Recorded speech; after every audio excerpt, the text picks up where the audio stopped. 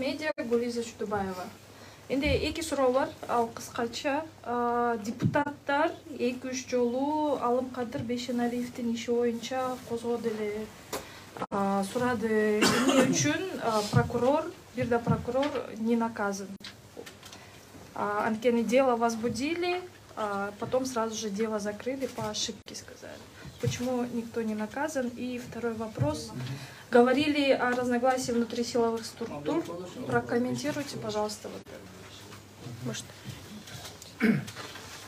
Алымкадыр Бейшеналиев боюнча журналисттерди айтканында, депутаттар айтканында маалымат бар бизде.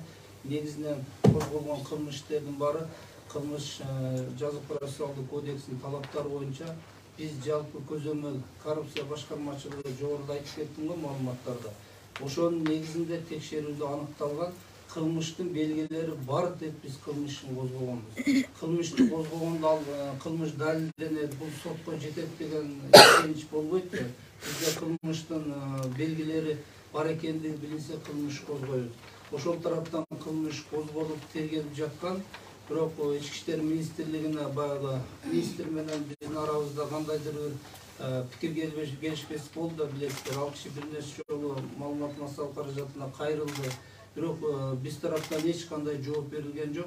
Бирок ошого карабастан биз адилеттүү болсун, күч менен тергөөнү бүттү, сотко жиберилбесин деп Ички иштер министрлигине иштердин баардыгын өткөрүп бергенбиз.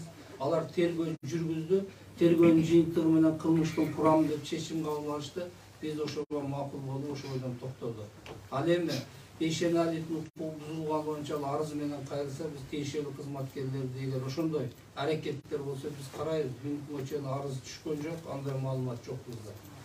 Пикир келишпестик барбы вообще среди? Пикир келишпестик жок. Андан кийин бир-эки министр да мен жөнүндө кайрылган да. Мен эч качан жооп берип, маалымат массалык каражаттарга чыккандарга жооп бербейм. Анткени биздин иш ачык айрым, көрүп атасыздар. Прокуратура эч качан жашыл иш кылбайбыз.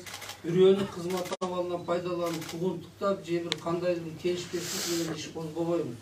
Ошондуктан иш козголгондо эми кутулуу максатында ар кандай жагдайлар менен билдирүү бере беришет экен да. Бирок биз ага көңүл бурбайбыз, мыйзамдуу аракеттерди жасай беребиз. Рахмат.